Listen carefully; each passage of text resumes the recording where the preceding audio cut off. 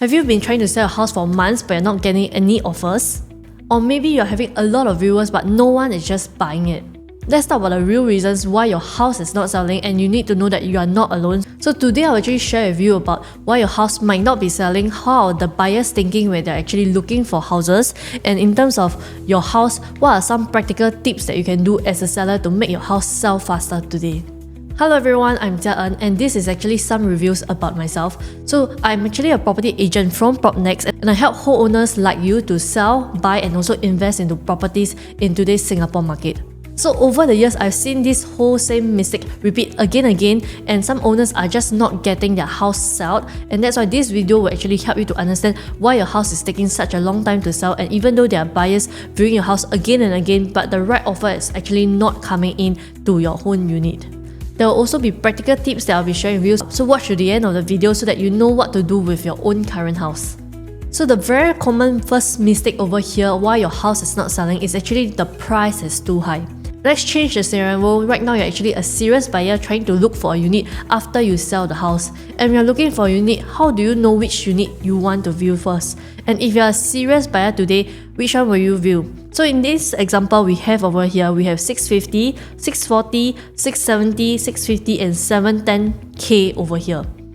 So at these different prices in the same entire block and cluster, if you're a serious buyer today, which one will you view first? Take a moment to think, and likelihood you will say, maybe I'll view the 640,000 first, 650,000 first. Yes, that's actually how the buyer's psychology like, and they will view the ones that are cheaper first. If you say that I want it to be listed at 710,000 or even higher so I can get better offer, you might be thinking it wrong, because the buyers will take longer to see the unit and fall in love with the unit and eventually make offer to your need. It's not saying that your house is not beautiful, it's actually beautiful, but likelihood, because the price is too high and the buyers actually thinking twice before they view your unit, and eventually it set the momentum of you getting offers for your own unit itself.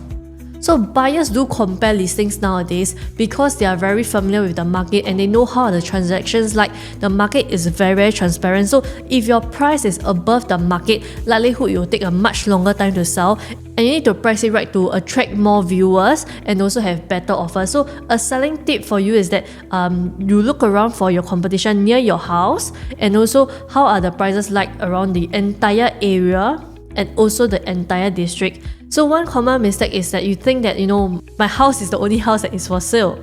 But later on when I show you the supply in the market, you might realize that around the area there could be 300 units for sale or even 2,000 plus units for sale. So how are you going to stand out from these units itself? So I may also ask you to price your house more strategically, maybe at a lower price to attract more interest and more viewers to your house, and also to review 2 to 3 weeks later if you're still not seeing a lot of buyers coming into your house. It's actually a telltale sign that right now your price is too high for the market to accept. So the second reason or mistake why your house is taking so long to sell is because the first impression isn't the best impression to the buyers from their point of view. So over here I actually have 2 photos that are the same unit size in the same development itself. So on the left side is actually other listings that the other agents have placed this photo up on the left side, and on the right side is actually my photo. So if you're a buyer today, will you choose 1 or will you choose 2? So one itself, I would say that the photo is actually taken portrait, which means that it's actually portrait and I can't really see the whole entire benefit of this space. And in terms of this layout itself, actually the benefit is the balcony, because the balcony is very spacious. However, when it comes to me taking on the listing, you can see that I'll actually get a professional photographer and also like the 3D virtual tour to make sure that the buyers can understand more about house, and also give you advice how you can actually declutter, freshen up, or also stage your house nicely to attract the right buyers. So these 2 layouts, even though they are the same, but the photos are very different. On the left side, I don't think that the agent actually optimize or bring out the selling point, which is a very efficient balcony over here, because your balcony not only can it be for dining, it also can be for yoga, for the kids to play, or your sofa could be situated in the middle, your dining can be over here. So there's a lot of things that you can play with for this same layout itself, but the photos doesn't do justice to your house. So some tips that you can actually do as a seller today is to declutter. If you actually have excess furniture or personal items that you are not using anymore, you can actually consider throwing it away or donate it away to somewhere else. Declutter so that the space looks much more bigger than it is. And also you can consider having it repainted again, because if you want to have a higher price of, let's say, 10,000, 20,000, why not invest a few hundreds to repaint the whole entire house, make it fresh so that the buyers have a very good first impression, because the first impression really matters to buyers who are especially buying for their own stay instead of investment itself. And lastly, feel free to buy some fresh flowers or touch up these areas with some warm lighting or mirrors, make this area feel much more bigger. So these are some practical things that you can do. And last but not least is to invest in a good agent itself, which is getting the right property agent to market your need, because the right property agent will actually know the key features of your place so that they can actually explain to the right buyers, and then they will give you the right offer at the right price. Here I have another listing that is at another location. In terms of this location, actually the main selling point is the sea view, because this unit faces to the sea. So on the left side I have other listings which other agents have taken photo of, and on the right side is actually my listing where I have already invested money for professional photography and also professional virtual tours over here. As I share with you, the benefits of this place is, it's being very quiet and you have a very nice greenery or sea facing over here itself. But then again, the first impression isn't the best, because I can't see how beautiful this place is from the photos itself, and it might take a longer time for you to actually attract the right buyers. So once again, some tips is for you to actually declutter. If there's any furnitures or things that you do not need anymore and you're not using, please try to declutter it, and also consider whether you want to freshen out the paint, or if your paint is something that's not neutral, like maybe bright yellow color, bright green color, pink color, blue color, you might want to think, do you want to change it to a neutral white color? So these are some simple things that you can do to make your listing more attractive to the other buyers out there. So buyers will really compare listing, because there's quite a lot of listings in the market, and if yours is also priced above the market, like number one mistake, which is the price, then it will take very long for the right buyer to actually realize your unit is out for sale and to even want to try to negotiate for your unit. Sometimes buyers, they do not want to negotiate, and that's why you don't see any offer coming in, because they feel that maybe the seller is not serious. So the third thing you need to do is to understand what is the supply in the whole entire area and also district, or the whole entire development in the house that you're selling, because it could be due to oversupply or the current market condition. So here are some examples that I have for you. So for example, the Normanton Park and the M condo itself, even though these two are very new developments itself, but you can see that almost 1/3 of the whole entire development is for sale. So for Normanton Park itself, there's a total of 591 units for sale. So if I'm just one buyer today and I need to see all 500 listings, isn't it very tiring? How would a buyer actually filter these 500 listings? Is it through price or is it through photos? How are you going to reach yourself to the right buyer out there? So number two, we have the M. Also, we do see a lot of listings over here, even though they have only 522 units, but there's 228 units for sale. So quite a lot of units is out there for sale, and it's quite competitive, even though the location is very good, it's very centralized. But with so many competition, the buyers can slowly filter by price and see which are the units that they want to offer to you.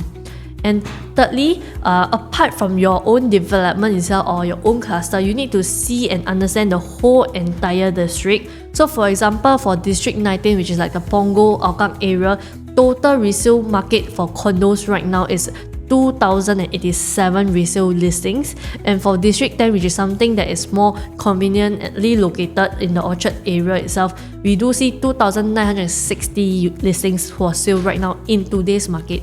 Which means if today you say, I want to sell my house and move into District 10, for example, there's so many choices. You have 2,960 units. How are you going to choose which one to buy? Definitely you have some criteria in your own mind how you want to actually change. So you might want to see what is your current supply in your area, and if your area is oversupply, which means so many units are for sale, then a practical advice for you is to actually adjust your price and also position your house differently so that it actually looks different from your competitors. You definitely need to try to stand out from your competitors in not just price itself. So the fourth mistake that we have over here is that sometimes owners are very emotional, or there is lack of flexibility in terms of the pricing itself. So when there's a lack of flexibility, there's chance that you have missed out good offers, even though that the offers are really good, and your next few offers might be lower than the previous offers each time. So when you actually have an offer, do not just reject the offer at a glance, consider whether the offer is a good one. So here I have an example for you at Normanton Park, and we actually have prices that are sold right when they TOP and right now in today's market itself.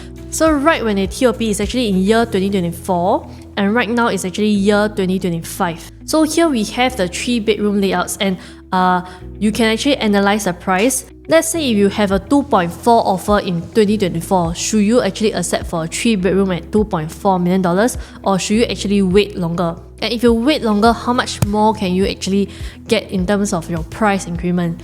So for example, for this level 16, 14 or 22 unit, they have been trying to sell this 3-bedroom since 2024, and maybe they say I want something more than 2.4. Do they really hit more than 2.422 at the end of the day? Because if you realize, right, this price have been on a downtrend, is lower than the first price of 2.422, and then it became 2.388, and it's also still lower than the first price in May 2024.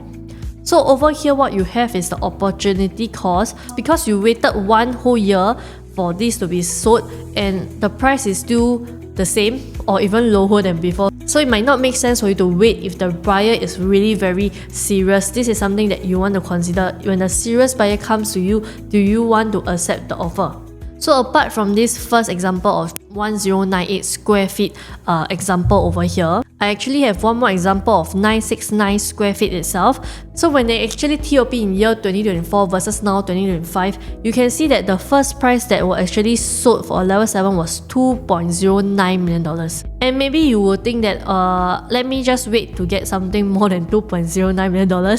But fast forward 1 year later, you realize, how come my unit is higher but I'm selling at $1.9 million? So how come it's lower and lower? This is because there's a lot of supply in your area. So you need to understand point 3, which is supply. Look at what's the supply in your area. Separate your emotions from the sale of the house, because these two are very different things. So your buyers, they might not value the house as much as your memories and your what you have done in the place, your ID renovations itself. They just want to buy a house. So this is something that you might want to separate if you want to sell your house fast.